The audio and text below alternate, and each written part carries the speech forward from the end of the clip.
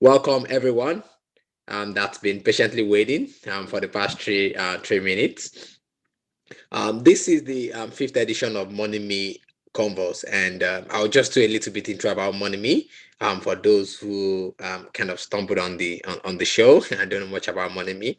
Money Me is a digital banking service for African migrants. We help African migrants do more. We run a multi-currency wallet that allows you to have naira and dollar in one single app, and you can send, spend, and exchange all in that one app.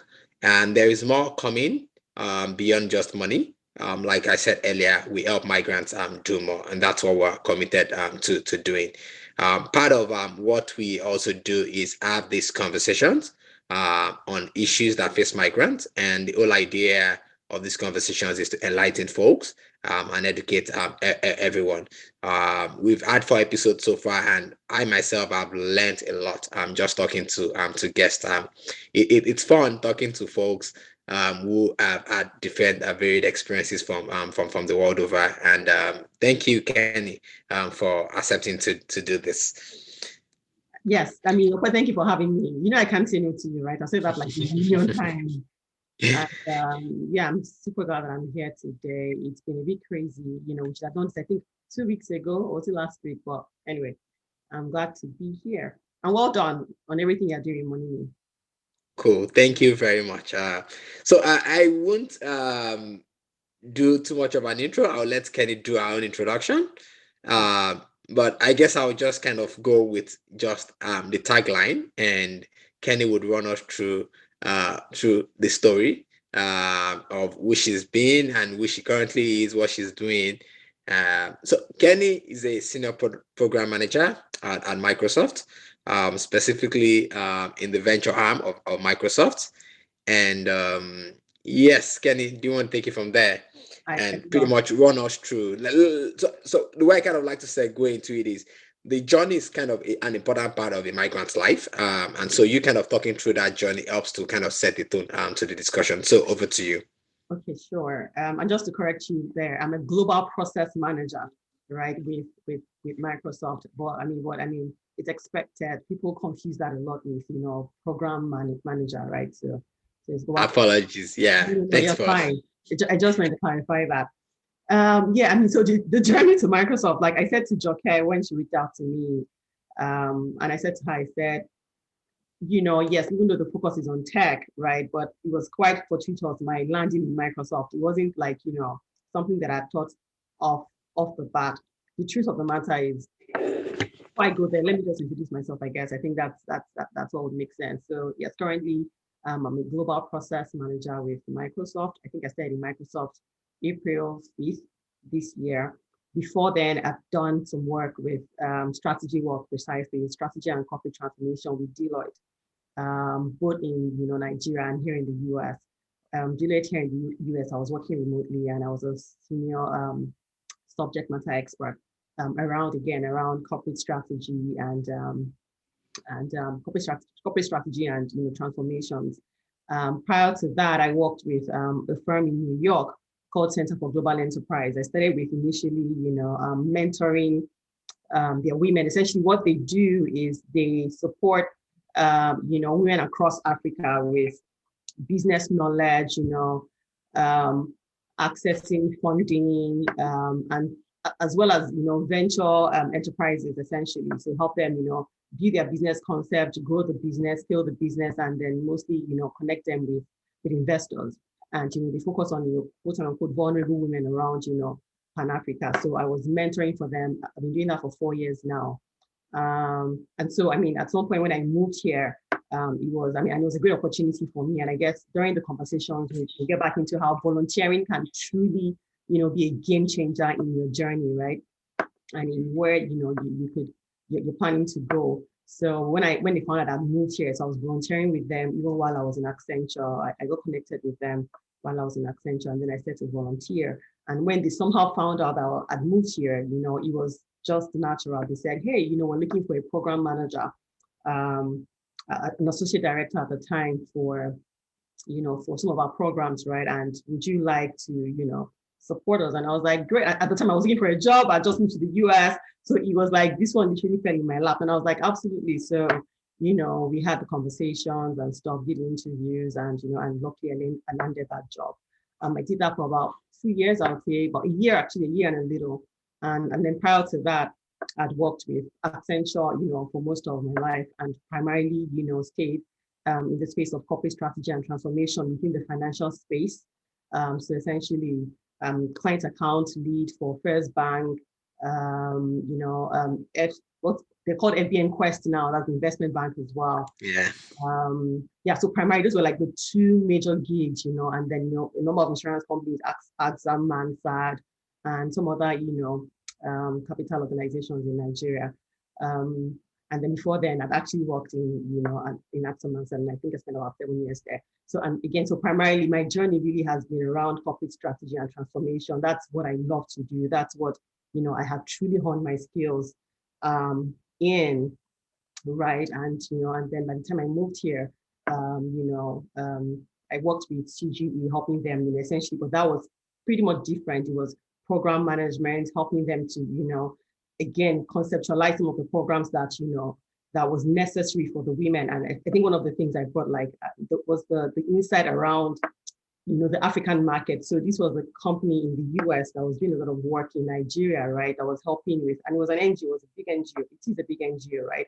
And I felt like one of the things they didn't have was the insight into, the cultural nuances around Nigeria, and, and some of all those, things that could be potential showstoppers, right?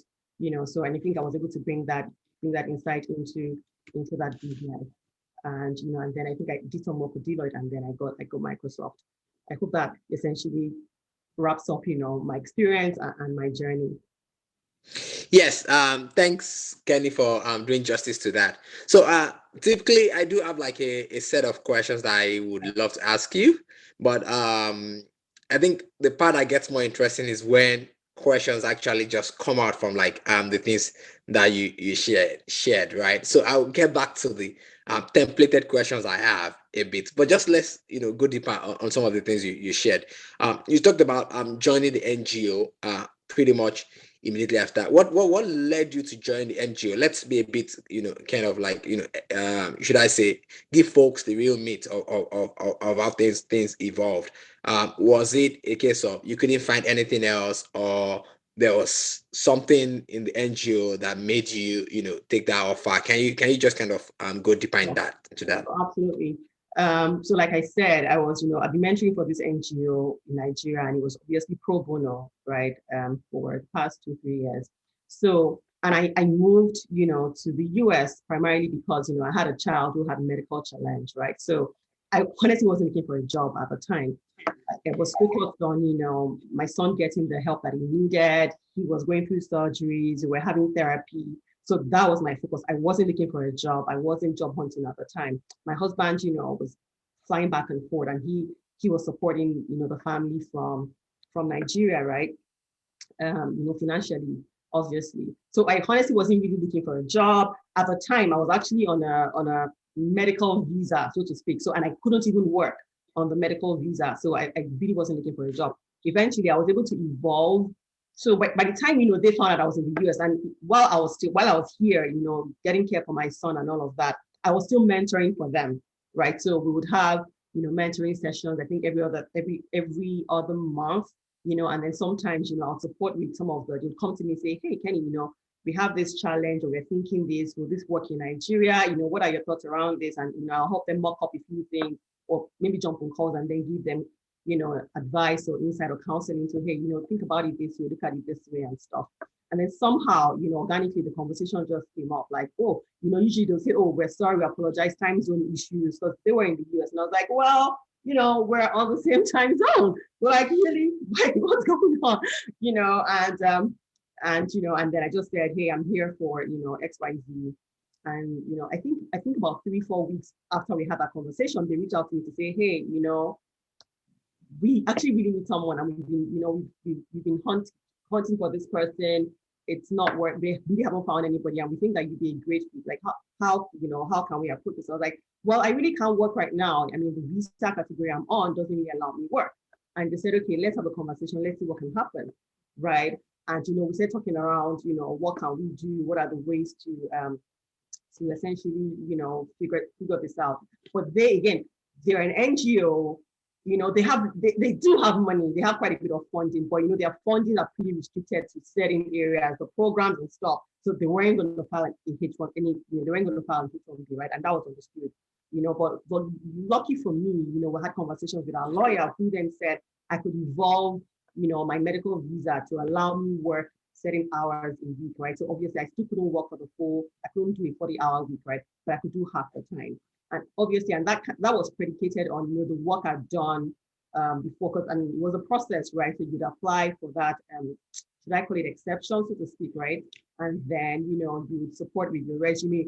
Half the time, from what I understand, if not more, they reject, those applications. So they're like, hey, focus on what you're here to do, right? So yeah.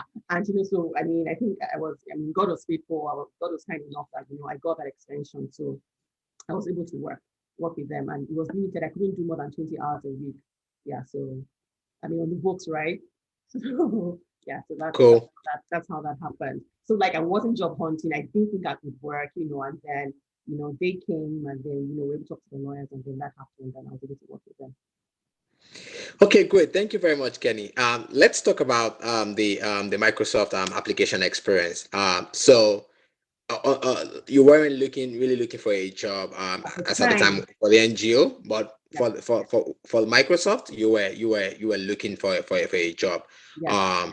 So how many jobs did you apply to? Uh, What was the experience like? Kind of give us like a sense of time and space around months, and then how many jobs? Was it effortless? How mhm. much effort did you put into it? You know, You heard just me say let us blue know. and Was it right in the effortless. park, or it was close to L? Just talk us through that. Right, absolutely. Um, okay, so again, just to give a bit of context, one of the reasons why I left, the job, the NGO job, was because things got a bit um things are pretty challenging, down the road with my son. So, time conflicts, commitments, and all of that was beginning to get a bit sketchy, right? And then I knew, I was getting pretty frustrated with the fact that I couldn't work for 20 hours a week, even if we did work for 20 hours a week, right, which was the case, like, they couldn't pay you for, yeah, for anything over that, right? Because, again, tax reasons and stuff, somehow or the other, USCIS or Homeland Security can potentially you know, trace that, right? Anyway, so all of that. And then, things evolved, I then started thinking with my son and everything that was going on, I said to think, okay, long term, at this time, I'd never really considered moving to the US permanently. I would never really consider moving to the US permanently, but then, the doctors came at me and said, ma'am, we honestly need to stay here because we're still coming and going quite a bit. See when he makes progress, we'll go back and then something will happen and then they'll come here and then literally said to me that the doctor I needed to think about it and figure out how to stay here permanently because he needed to be here, you know. And had a conversation with my husband and we're like, okay, I think this is looking like it. But honestly, at the time, I didn't see how that was gonna happen. So we're thinking, okay, school, right? But then again, I for the life of me, I was wondering how would school work with, because we're like, what's the best path to, get residency here so that I can work and do what I needed to do. With my son and my husband, being the main financial, the breadwinner, obviously, we're thinking how would school work. So, it was all those conversations we're having and what can we do, what are the best options.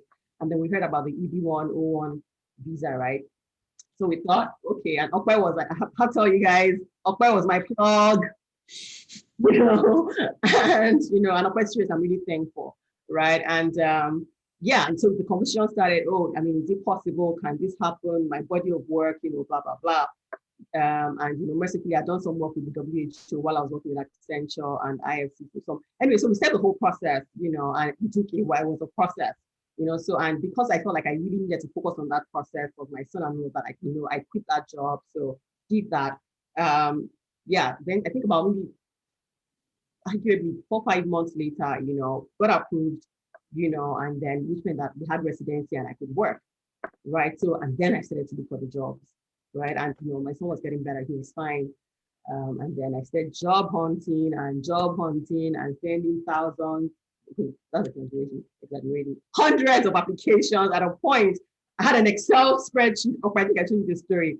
And different columns, yes, the ones that got back to me, the ones that said no, the ones that I started interview process, when the interview went south, and all of that. So, and at some point I really had to shut down that Excel because it was super depressing. I was like, and I'll be honest, I came from the place where I thought literally all the jobs I've had in my life were all dropped on my lap, like seriously. And I think I had that false sense of, yeah, when I'm ready to get a job, I will get a job, but man, I mean, I was cut down to earth like real quick. So and then I thought, okay, you know what? What's the plan? What do I do? So should I go back to school and then kind of like, optimize my chances of getting, a job, or should I, maybe just change approach instead of just, sitting on Indeed, sitting on LinkedIn, Glassdoor, Dice, the whole works. And then I thought, okay, so school, we're looking for school on the side. But then again, I thought, okay, what do I do differently?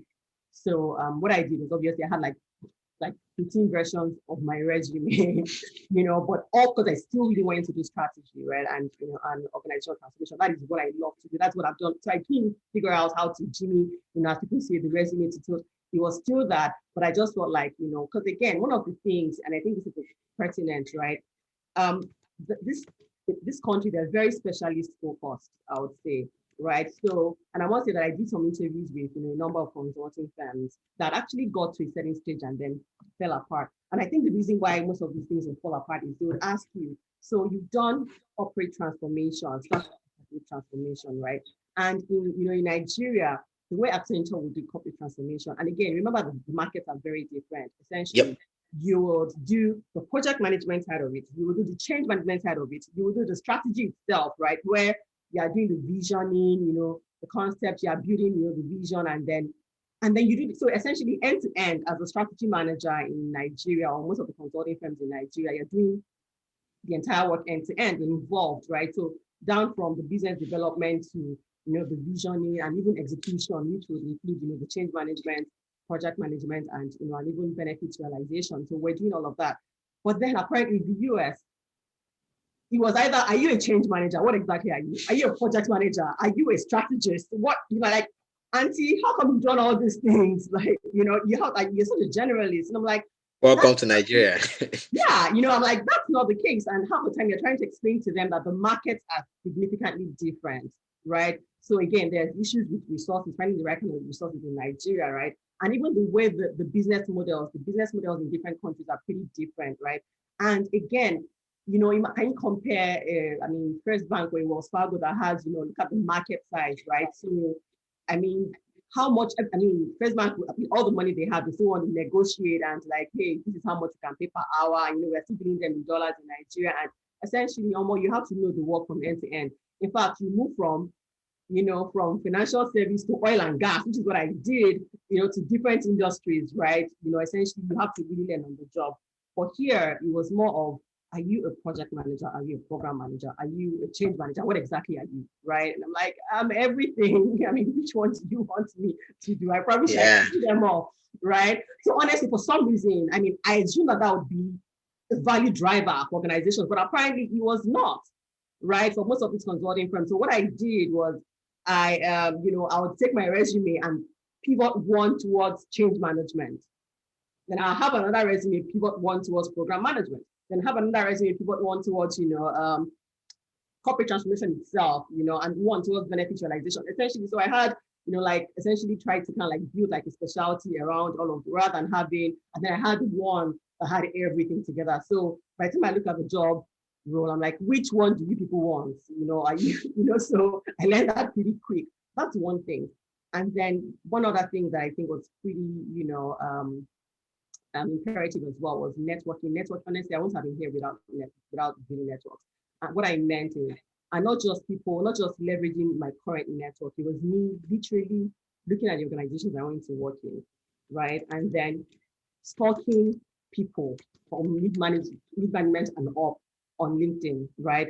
So it's me, saying hi. I had stuff prepared. I had stuff prepared for each of the organizations that I was really targeting, right? And at this time, it wasn't just tech, to be honest. It was mostly consulting, mostly consulting, really, mostly consulting and tech. So essentially, what I would do is I would look up people in the org that I thought I wanted to work in, and then look for somebody that I felt like was maybe a bit, active on LinkedIn, right? And then I would, send a message, and I had this prepared message. All I needed to do was just copy and paste, and maybe change a few things around, explain, obviously apologize for, the The intrusion, cold email. the Yeah. indulgence, exactly right. And just, hey, I'd appreciate if you can, I would like to have an informal interview, with you. And I mean, of course, 90% of the time, there's no response, right?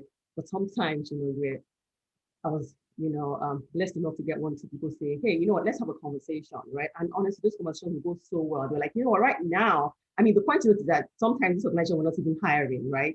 For the organizations that I wanted to work in. But then they would say, hey, what, I'm gonna connect you with somebody, in this firm, I'm gonna connect you with somebody in this org, right? So from there, from me stalking people, I started to consciously, build my network, right? I started talking to people who just say, hey, what, I met this person, this is her resume, I've had a conversation, blah, blah, blah, blah, blah. I think you might be interested. So that happened, right? And that helped. And I mean, in the process, so, and then, well, one thing as well that I went to pass back was like, one thing I realized was that even while I was working on all these jobs, on my 13 plus years, right? And it was mostly strategy. For every project that we run, technology was something that underpinned all of the projects. So even if you're Yep. doing a people strategy, there'll be technology, there'll be workday, there'll be, integrations to the technology. Even if we're doing corporate strategy, it would be how can we, what kind of technology can we leverage to essentially, beat the competition and all of that. So I've always felt like at some point, I felt like for me to be a consummate professional, I needed to work in the tech space. So I had that at the back of my mind, right? But in the whole hustle of, just wanting to get a job in the US after I got my residency and work permit, I mean, I kind of like forgot that. You see what I mean, right? And at some point, I won't lie to you, with all of the rejections, it's really when, you get to interviews and you're like literally almost there and you're like, okay, this one, I think I've nailed it, it's in the bag. Then you'll come back and say, well, it was down to you to XYZ, XYZ, XYZ, and, I have the time.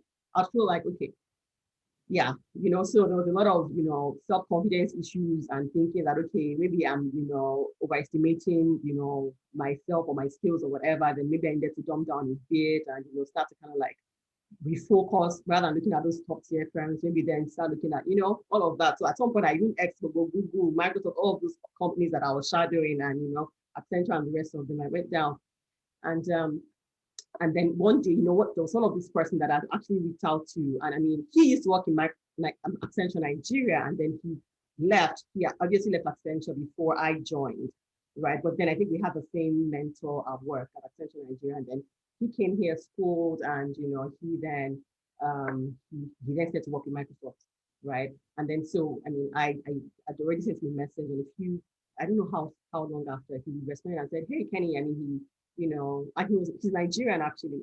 I said, hi, XYZ, blah, blah. I was like, you know what, I've been interviewing with Accenture, but for some reason I felt like it just wasn't, getting to the, the final stages. Is there something that I'm doing wrong? Can you, just, advise me? Can you just counsel me to come get on a call? And then he was like, oh yeah, sure, absolutely. And then, he was kind enough to get on a call with me and then said to me, he said, XYZ, XYZ, XYZ, but I've left Accenture for a while, and maybe I can connect you with some of my people who still work there. Well, how about you think, but do you really want to do consulting again? You know how stressful it is, you have to travel, or blah, blah, blah. And I did get one or two consulting gigs, right, with Capgemini and all of that, but I had to travel 85% of the time, and there was no way, that I was going to leave my kids. I have 3 young kids, traveling and living in a suitcase. So for me, those were deal breakers. So I felt like if I was applying for a senior management role, then I mean, why should I travel 85% of the time? 60% still seems, doable, right?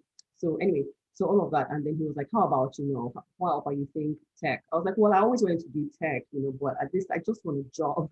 So he was like, try Microsoft, sit down on the website, try Google, Amazon, just be applying anything that you see that work, apply, do not give up, and then I was like, oh, should I go do, in fact, actually, should I, go do some courses in Azure. I mean, I did all that, so I'll be honest, but guess what? I didn't need any of that. Actually, did not need any of that because I felt like that would probably help me to be competitive. What happened was he then did a referral, from me. Again, very much, I've never met this guy from anywhere else. He was just, one connection to the other. And then he did a referral and nothing happened the first time. I think I applied for a bunch of roles, with, Amazon, Google. Google came back once, said an interview, COVID happened, in fact, I think I got in middle and they came back and said, hey, you know what, we are not carrying on because, with COVID, we're rethinking our strategy, X, Y, Z. That happened, that happened a bit at some point, happened a bit, interviews that I had made significant progress, or so I thought. Right. So eventually, so I applied for a bunch of roles in Microsoft. Microsoft did come back, with one and said, hey, I think I maybe did like 4 or 5 applications. And then he came back with one. The others rejected. One was pending for a while and said, hey, we think you'd be a great fit for this role. Would you be willing to get on an interview? Like, oh, yeah, absolutely. And then I said the interview, the first and second stage, and he said, the hiring manager said to me, he was like, hey, and he was in the Azure, space. Even though he has said to me, like, we don't need Azure skills. When you come in, we can train you on all of that. We don't require, as long as you're willing to learn, then it's fine. He was like, you know what? But I felt like I struggled in interviews. Like I felt like I struggled because I was so upfront. I was like, well, I'm not really, software. This is the kind of, when working in technology and strategy, this is the limitation of what I've done. And then he said, you know what, I really like you, but I'm really not sure you're a great fit for this, for this role. How about I connect you to the business side of things? I was like, yes, I applied, quite a bit, and then he connected me with somebody who connected me with somebody. So honestly, with Microsoft, I probably did like, honestly, maybe like, I'm not exaggerating, maybe 18 interviews, if not more, before I landed the particular interview that finally got me into the organization. So it was really, at a point, I felt like they were banding me back and forth. But one thing that Microsoft has is, if they like you, even if you're not a fit for the role, they're very big on setting you up for success. They're like, you know what, we really like you, but we don't think that, you're great for this role, but we would try and find a role for you. Right. So they might band you back and forth, across different until something sticks. And I'm not the only person that has that story. At least I know 2, 3 people who said it's like, I've been interviewing with Microsoft for 2 years, right? But that they will give up on them. Microsoft will call them again and say, hey, we think that something might work, right? So that happens. That happens a lot, right? So, but then again, you also can't wait for them to call. You have to sit down there and keep, looking for roles that make sense, or that you think that you might, align with to some certain degree, and do that, and hopefully, yeah. So I think that's pretty much it. But if there are specific questions, I'm happy to answer in case I haven't touched on it. Yeah. Thank you very much, Kenny. Please, folks, you can start asking questions on the chat. So, Kenny, maybe just a bit of recap from me. I think you talked about a couple of things there. One was how you kind of keyed in deeply into your network. I mean, I even recall we were introduced by a friend Yeah, that's like a really great friend, but now that I think about it, I think I've only met her like 3 or 4 times in my life, actually. yeah, It's all been virtual, but like it feels yeah. like, we're like super close. And then we met, and I actually don't think you and I have met face to face. No, we haven't. No, we haven't, right? We But haven't. we've Yes. spoken a lot of times, like throughout like the whole process, right? Yeah. Um, you also talked about how you did apply to a lot of jobs. At the end of the day, it was a referral that kind of pulled through. Correct. Um, right. You talked about that. You also talked about like what you did on LinkedIn in terms of being like proactive in reaching out Yeah. to people, and that was where pretty much from someone that you've only met once, or I've not even really known, that actually did the intro, that did the magic eventually. I think that's definitely lessons folks can can take from there. Um, there's one part that is not necessarily your story, but maybe you can share it or two about that. For someone that's like back in Nigeria today, right, and has like a stellar experience, in consulting, oil and gas, right, or pretty much in tech or anywhere banking, and wants to kind of make that move. Do you have some sort of framework on how they need to think about it? And the reason why I'm asking this is I've run into different people who have, right, I would say fairly great experience, great work experience, but when it comes to thinking about like moving abroad, they typically almost settle for less. I spent 1 hour on Sunday on the phone with someone pretty much saying, you cannot apply to that school. You must not apply to that school. You are better than that school. And they're like, hey, it's like, no, you have all the credentials to pretty much get it on Ivy League school, right? Don't mortgage your dream. Do you have like a framework that people back in Nigeria can follow? Hmm. To be honest, I haven't really thought of that deeply, right? But one thing I would say, honestly, that I think it's super important is you can't go it alone. That's one. You honestly can't go it alone, right?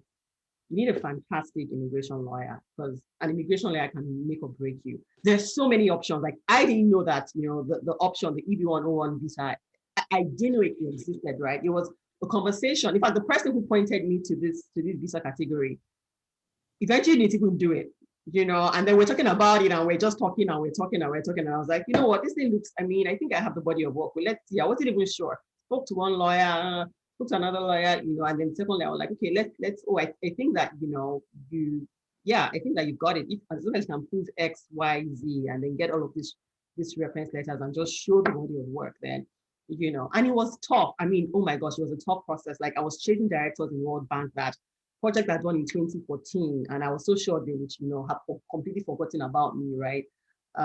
So I think the first thing I would say is, explore all the options. Do not limit yourself to maybe just school, maybe just there's so many options out there that you might not even know exist, right?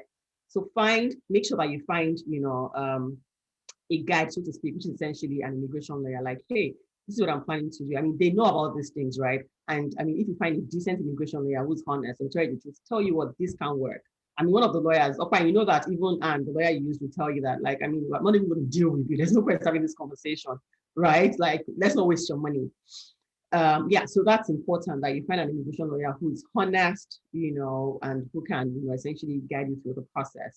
So don't just lock yourself up, on one option. There are options. That's one thing I would say. Two, it's important that you have somebody who's, that you can essentially reach out to all the time for guidance and support. And hey, how do I do this? I mean, does this make sense? Can you help me review this?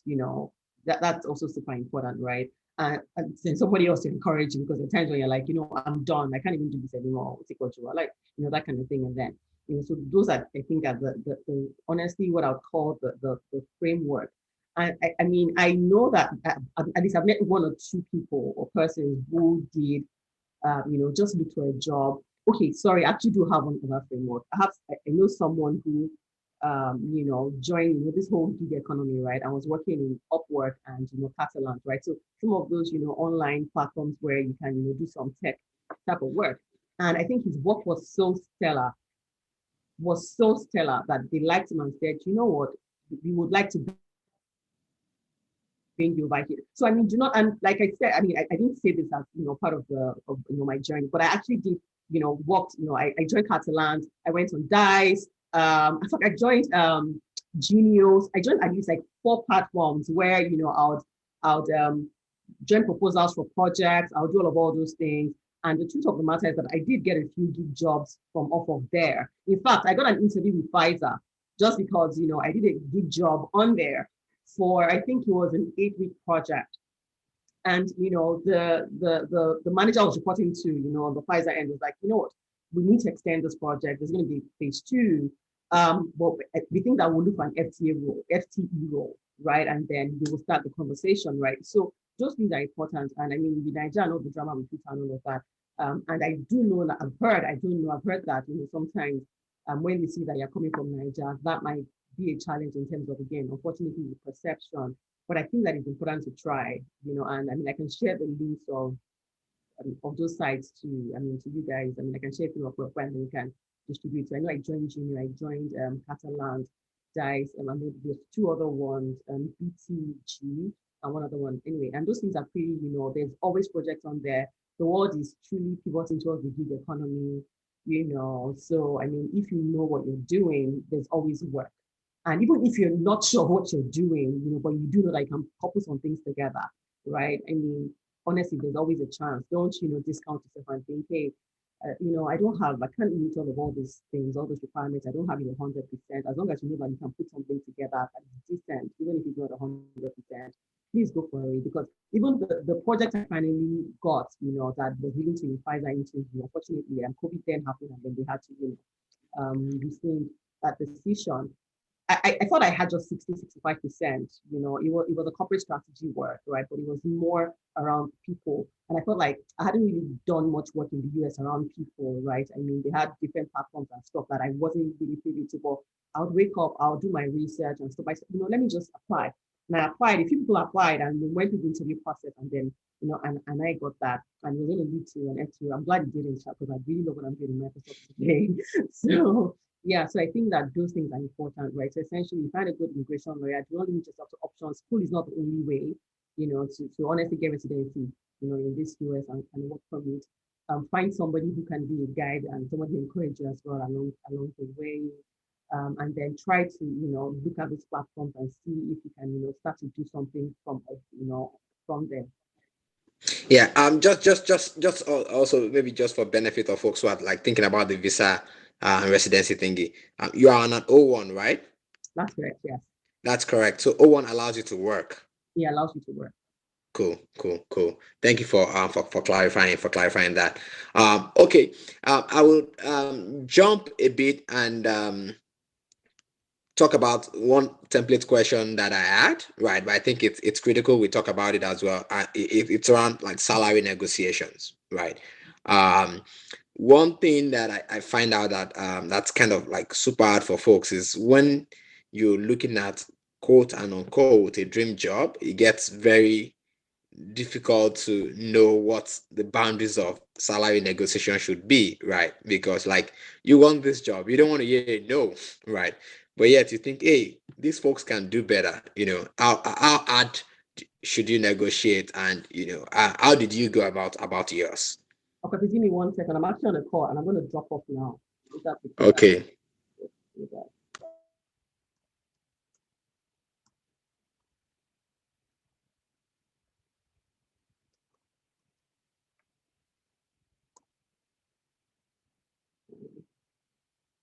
I'm hoping they didn't call my name at any point. Anyway, so yeah, honestly, I mean, you're right on the money in terms of, yeah, not wanting to, botch this opportunity, so to speak, right?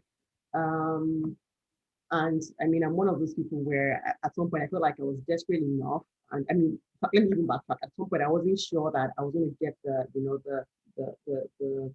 kind of jobs that I wanted, or the kind of companies that I really wanted to work with, right? So I essentially, said, okay, let me focus on, smaller size organizations, maybe not national names, maybe, you know what I mean, right? So maybe, those kind of organizations, right? Regional type companies and stuff. And then, eventually went through the whole Microsoft, conversation, also went through, Capgemini and stuff. And just to use Microsoft as an example, as a clear example, when they came back, I wasn't sure what it was. Because again, they're very cagey here around remuneration, salary negotiation. So it's really hard for you to pull. Obviously, you go to Indeed or go to Glassdoor to kind of like see what's the average, they pay, along those lines. So I kind of like had a bandit, but sometimes it can be really far away from what you're seeing, you know, on Glassdoor. And for some reason, the global process manager type framework in Microsoft was still pretty new. So I couldn't really, I think I tried to find global process manager for, salaries, and it was just so disparate that I wasn't sure I could go with the data I had on Glassdoor. But lucky for me, I spoke to a friend of mine, the guy who obviously, kind of like, started the whole thing, the whole ball rolling. He then said, okay, you know what? Essentially, what Microsoft typically what they do is negotiation strengths really come from where you live. So if you're in the Seattle area, obviously cost of living is higher. If you're in Redmond, DC area, cost of living is higher. But obviously, if you're somewhere around the South, I live in Atlanta, I live in Atlanta for the Midwest. or Texas, then we really can't negotiate around those you know um, around those areas. Essentially, so if you're in the northern part of the country where things are a bit more, or that coast, right? East Coast where things that West Coast where things are a bit more expensive, you can negotiate the base, right? But here you really can't negotiate the base. So the things that you can truly negotiate around would be around stock options, joining bonus. Yeah, essentially, so those two things, right? I mean, you might be lucky enough to find a manager who would say, yeah, you can negotiate this, but they did tell me upfront. So when they came, I'll be honest, when they gave me the offer, I wasn't even going to negotiate. I was like, I got this job. I'm thankful. My mother was like, don't be silly. Don't be ridiculous. Negotiate. I mean, so I said, okay. So I said, in fact, I was trembling as I was sending this email, like, guys, this isn't good enough. It was good enough in my mind. But I was like, let's rethink this thing. Doesn't really work for me and stuff. And then they came back and said, I mean, happy that, I mean, you're honest, right? However, you can negotiate the base, based on location and blah, blah. We think that base is good, but you can negotiate around stock options and negotiate around the joining bonus. So I was like, okay, Thank yes, you're going to ask a question. Yeah, thank you very much for that. Maybe I should just also chip in. I think there are exceptions to that rule, though. I Right. think that might be more like for some very, very hard to fill engineering roles. Um, and I depending on agree. the company and the Yeah, team, right? yeah. The team. So there's also the part of kind of reading the room, and also searching, like you mentioned Glassdoor. There's also Blind, Okay. where folks can pretty much like get some inside gist on exactly what's really going Oh, on, so exactly how much negotiating power you can have. But yeah, you did right. justice to that question. Thank you very Yeah, much, sorry, let me just Ken. add something that was, I mean, and to your point, you're absolutely correct. To your point, again, the role. So if you're in the engineering, depending on the business side, the engineers, I hear that they can negotiate anything, right? Because again, comes with skill set. Well, the business side, we really are cost centers, right? The engineers, quote unquote, make the money. So they have more negotiation power than, the cost centers, so to speak. So you're just doing strategy and so please, if the engineers do not come up with the software or, do what they need to do or build infrastructure, then yeah, so yeah, so you're correct. Yeah. Okay. I do have some questions here. So let me. Someone asked the question. I think this should be very straightforward. When you were applying, were you working? No, it wasn't working. You weren't working. Okay. Okay. But it's not like you stopped working to start applying. It was just circumstantial, right? That's correct. Yeah. Okay. Cool. Thanks for clarifying. Okay. I do have another question here. From Mel. Thank you, Kehinde, for sharing your experience. I believe you've answered 85% of my questions. I'm a Canadian Nigerian. And do you think most companies are flexible in hiring and providing sponsorship even after COVID? So this is more of like a post-COVID question. Are companies still very flexible and in hiring and providing sponsorship? I do have an opinion on this, but let's have you go first, Kenny. In the US, I mean, and this is my opinion, and honestly, this is what I really think based on what I've seen and the conversations I've had. I'm not even sure it was a COVID for organizations that really, it's part of their company culture to hire, to sponsor people, right? I don't think COVID was really the issue because I mean, especially in tech, tech companies made money during COVID, right? So honestly, it's not a COVID or we had issues with revenue. I think it was more of the political environment, right, at the time. So it was too stressful for a lot of these organizations to essentially go through the trouble of sponsoring anybody, right? Trump was doing his thing. There were so many restrictions, right, on either you're doing H1B green card sponsorship or whatever. Yeah, so that I think that's really what it is. I mean, so I think to answer that question, post-COVID, right, organizations that have, and you can do the research, they're there, you can find it out there, that, have it as part of their company culture to sponsor. I don't think they'll shy away from, carrying on with those programs, especially now that, there's an administration that is more, flexible with, these kind of things. I agree. I agree completely with you. I think also COVID was a kind of win lose, especially when it comes to employee turnover. Some companies did lose people by voluntarily letting them go. Right. or some people, had epiphanies around wanting to do something else with their lives. It was a long year, Yeah. understandably, right? And also for some companies, there were new opportunities to hire, and growth for them. So, for example, Amazon filled 350,000 euros in 3 months. You know, Okay. that's like super amazing. And Okay. there are a lot of companies that also kind of experience same level of growth during that period. So for companies like that, it just means they need to hire more and more and more people, and they are so very happy to sponsor. And for Yeah. others, it's more of a let's just kind of ride it out till our industries are back. Correct. So I think it all depends on the company. Yeah. Yeah. So there's a question here. Can I apply for an O1 during COVID, considering the fact that there's a huge backlog as a result of the pandemic? I think this is more of a more from someone in Nigeria. Absolutely. Um, yeah. Um, I don't see why you can't apply because I mean so the thing with those special category visas as they're called is it bypasses the Nigerian embassy, right? So but there's backlog everywhere, I promise you. So essentially you're applying here to Homeland Security, right? Okay, I'm right, right? You're correct. You Okay, apply to UCIS right. here. Yeah. So yeah. So essentially, so you're bypassing the Nigerian embassy. You don't. It's not like you have to walk into the embassy at the time you're applying, and it's a long process, right? So essentially, you're applying directly. You're working with lawyers here in the U.S. who then help you with the application, and then present the whole thing to Homeland Security or USCIS. Yeah. Yeah, but I mean, to your point, it's back to yes, you can apply during COVID, you can apply tonight, tomorrow, whenever, right? But then processing times is what might be an issue. However, um, you could do the expedited thing and just pay, extra. There's a fee for you to do an expedited application where in 6 weeks they'll review your application. So it's not sitting down there for months on end, right? Now, I don't know if that option is still available with COVID, right? I suspect it should be. I don't know, right? But essentially, what it does is you pay money to get your stuff through the door, quickly. So yeah, so essentially to answer your Yeah. question, you can apply anytime. So maybe just add some more context to that for the person asking the question. The O1 visas, the skill visas basically run through like a different process. It's not like the one where you just apply for a visa and they start looking for dates, right?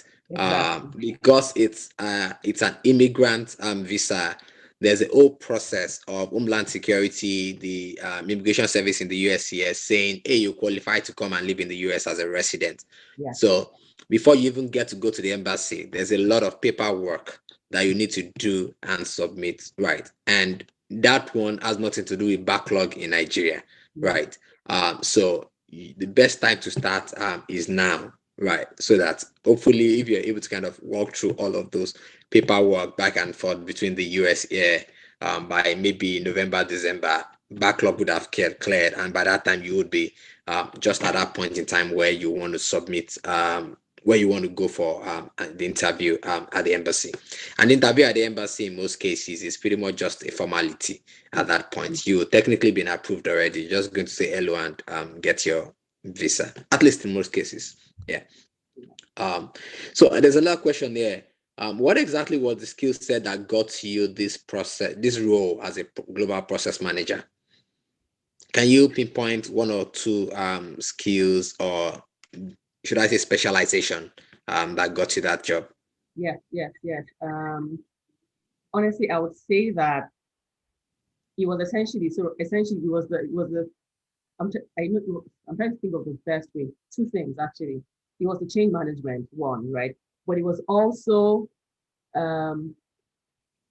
it was also essentially looking at a process and then trying to build innovations around it. So, which is, a lot of, which is a huge chunk of strategy, right? So you go into an organization, they're like, what are you guys doing today?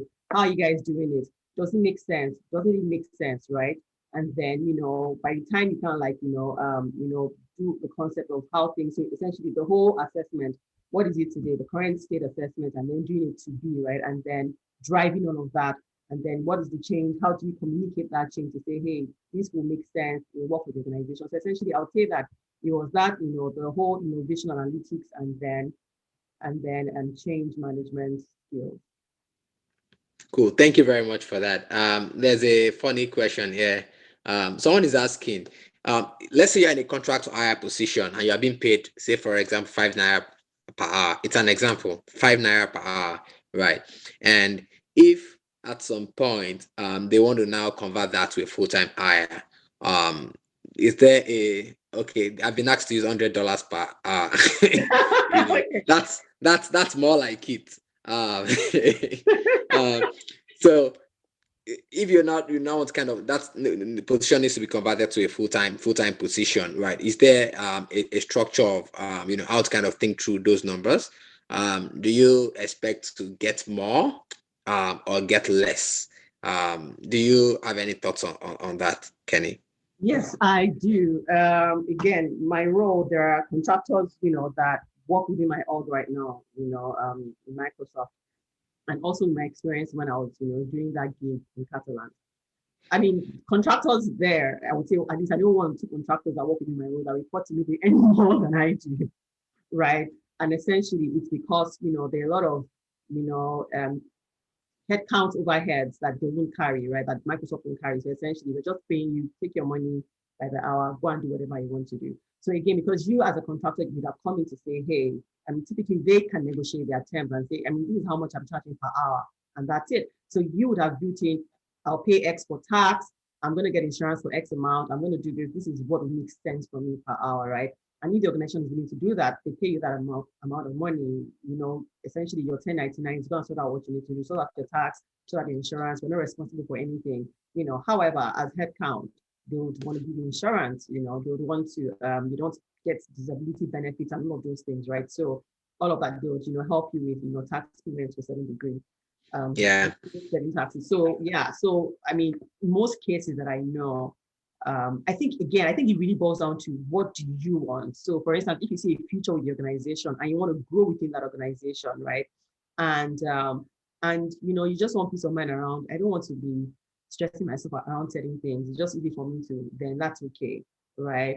Or if you feel like I'd rather take out my money out the door and do what I need to do with it. That's okay as well. So I think it's really more for me personally. It's really more about the your long-term vision, right? This is an organization I want to grow with, or do I just want to, do the collect my money and go, and then one day I can get up and say I'm done and that's it. Especially because they have terminations at will, right? So if you say I'm not doing it again, no double, everybody goes their separate ways. Yeah.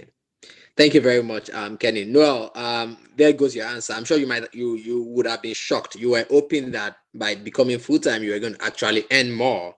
But sorry to bust your bubble. You are actually likely going to earn less. I And like Kenny you just to end less. explained that out. When you are full time, the company is paying insurance. You're getting benefits. You're probably getting stock options. They Correct. can't fire you easily. Correct. So technically, contractors at the same level do earn more, right? Because they are responsible for all the stuff I just mentioned, right? Yeah. So when you see a lot of people going for contract work, there goes your answer. They are There goes not. the answer. Yeah. So it all depends on what you're looking for and what you want. The stability, right, or the rush of the money, Right. and the flexibility. It's all up to you. Um, yeah, great. There's also another question here. I think it's a classic case of gap filling. So whilst interviewing, how did you address questions relating to not working for a while? Honestly, I don't think that question with Microsoft, I'm not even sure that question came up. That's the truth. I won't. I'll tell you the truth. I was extremely shocked by their hiring process.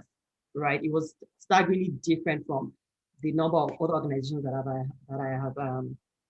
I applied to. So let me just Microsoft specifically. I don't recall the question coming up, and even if it did come up, I felt like the first two interviews Microsoft was like they were the ones trying to sell themselves to me, like, hey, we know you've done the rounds, blah blah blah blah, but we finally find this show that we think will make sense. This is what we're about. This is what this org is about. Blah blah blah blah blah. Like, and then because like there were two orgs that I was actually interviewing with at the same time, and they were aware that I was interviewing with two different orgs at the same time. So all those things that I consider were issues in my resume never came up. It was just about, it was more of, okay, what, the skills, what's your skill set? This is what the job, can we map your skill set to the job? And do you think that you can do the job? So So yeah, so that was really what it was. It was a very rigorous interview because I think for that particular role that I finally, for this role that I landed, I probably had like 8 interviews, right?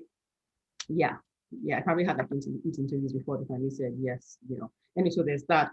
Yeah, but other times, yeah, other organizations, I mean, they were quick to ask, yeah, there's this gap in your resume, what was going on at the time. But I think I was lucky enough, like I said, you know, when I moved here, I did some work. I was working remotely. I was working with Deloitte in Nigeria, but I was working remotely. So I was able to put that in my resume. So I had my gap wasn't much. And then, like I said, you know, when I was looking for a job, I got the CGE work, right?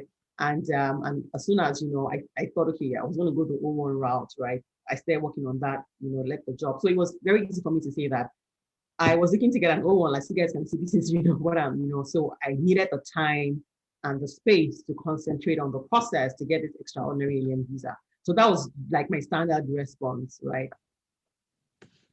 Got you. Thank you very much. I think we have space just for one more question, and I guess I, I don't know whether you have the answer to this, but I will just ask nonetheless. Can I come as a student with F1 and convert to O1 visa? Kindly shed some more light on this. I have an edtech platform, wondering if I qualify. Um, are you able to shed some light on that? Hmm. Can you come as a, do I mean, honestly, I'm not the authority on that. I don't see why not, especially if, you know, let's say you don't get the OPT and nobody's willing to, you know, file H1B or whatever it is for you, right? I don't see why not. But I mean, okay, you can explain to them as well. The extraordinary those visas, like it's a, I mean, I had over 2,000 pages of application, right? It's there a lot of work. So you have to show that, and they have category, you have to qualify under five, or is it 3 or 5 categories? It was five, right? Yeah, five. Five. I mean, so they had 7 categories, and you need to qualify for five out of the seven of these categories. So you have to show that, you know, you've done X, Y, Z. I mean, it's I can't remember all those categories, you know, right now, but it's a lot of work. I think it's beyond you know, maybe having a platform. I don't know what your platform is. So that'll probably qualify you for one category, but then you need to qualify for other categories as well, is what I would say. But again, like Great. I said, talk to an immigration lawyer who can tell you, you know, I mean, they're pretty honest. They'll tell you, you know, don't waste your time, or they'll tell you, yeah, we can figure it out. Some people will tell you, go and do more work and come back in 2 years or something. Yeah, for the person that asked that question, Tech, you can probably just Google EB1 or O1 and just kind of read the high level qualifications. Most folks who are kind of senior in their career or have achieved something of national or regional That's the repute word. That's would easily qualify, right? But not everyone qualifies. I guess that's just the reality of that um, visa category. Yes, Noel, I think you wanted to ask a question, so maybe I give you the floor now to ask, and then we'll end with that.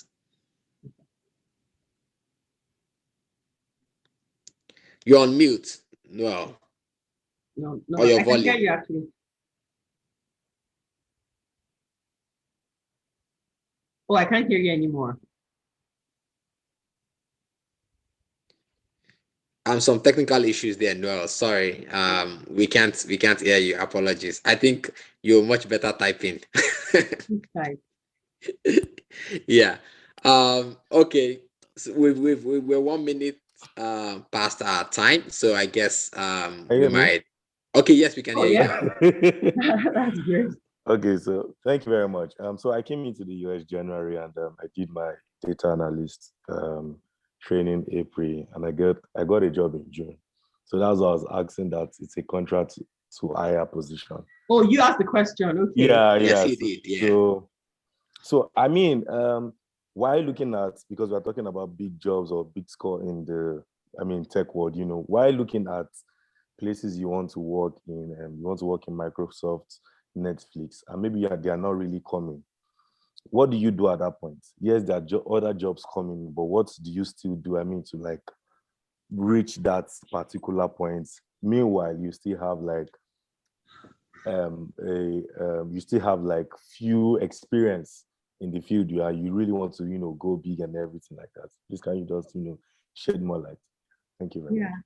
I don't know if you get my question. I think I get you. I think essentially you're doing something right now. It's not your ultimate goal. You have an ultimate goal somewhere, but yeah, but then it seems as if things aren't really happening. So how do you bridge that gap between where you are and where you want to go? Does that summarize your question? Yeah. I think honestly, I think to my mind, I mean, keep working at it while you're doing what you're doing. I think that, for instance, stay on LinkedIn. Like I said, referrals, like most of the people I know that got in this job was really, and I think 90% of the interviews that I did, it was because it was a referral, somebody referred me, 90%. So the Home Depots, the Pfizer, the Capgemini, honestly, all of those notable interviews, somebody referred me, right? So do not give up on your network. You have to keep, I mean, at some point oh my gosh, I was having informational interviews. Like at some point I was like, what am I doing? I mean, these companies are not even hiring, but I'm reaching out to these people that work there. And I'm like, hey, just tell me about the company. I'm interested, just so in case the position opens, right? And truly you'll be at the back of their minds, especially if the conversation went really well and they're like, hey, this person is passionate, blah, blah, blah. As soon as, I mean, that happened a lot of times for me where they're like, hey, guess what, we're hiring now, right? And they would, connect me to, the hiring manager or something. I mean, there were times when somebody said to me, like, I mean, I was talking to this guy at Home Depot and we had like 2 or 3 calls. And then he told me that he was applying for a role at Cox. Cox was trying to headhunt him, right, for a role. And he actually called me and said, Kenny, you know what? I think you'd also be great for this role. Apply. So imagine we're both applying for the same role. And he did the referral. I was like, yeah, so I know you guys tried to headhunt me, but I also know somebody who I think would be great. And so we're both, interviewing for that role. And he made a referral to, an organization that headhunted him. So in summary, stick with your plan, create a plan and stick with it. And I mean, a chunk of your plan should be networking, going after those guys in those places that you want to work, and reaching out to them nicely. It's important to reach out nicely, craft what you want to write, get somebody to cross-check it for you. Does this sound okay? Will somebody reading this feel like, why are you intruding in my space? So you need to make sure that your communication and your messaging is personable. Thank you very much, Kenny. Just to wrap up on that, I think networking is really important. I now try to do at least 5 hours every week networking, pretty much reach out to people and then spend 30 minutes on the phone with them, exchanging ideas, just talking and getting to know them, getting to get a feel of who they are, what they want, how you can be helpful, and how they can be helpful to you. And they also get the same, right? You don't have to have those meetings even with expectations. It goes a long way. And the day you need them to say, hey, you're there, you know this person, it's just so super easy to reach out. At least now you built a baseline for a relationship, and that's all you need. So thank you everyone for having attended. More importantly, thank you very much, Kenny, for taking the time to do this. We appreciate it. Thank you so much. Thank Great you. episodes Thank in the you, future everyone. to come. And I wish everyone a wonderful evening. Thank you. Yeah, All the you best, as well. Thank everyone. you. All the best. Thank you. You're all very welcome. Thank you. But thank you so much for having me. Thank you very much. You're welcome. Bye. Bye.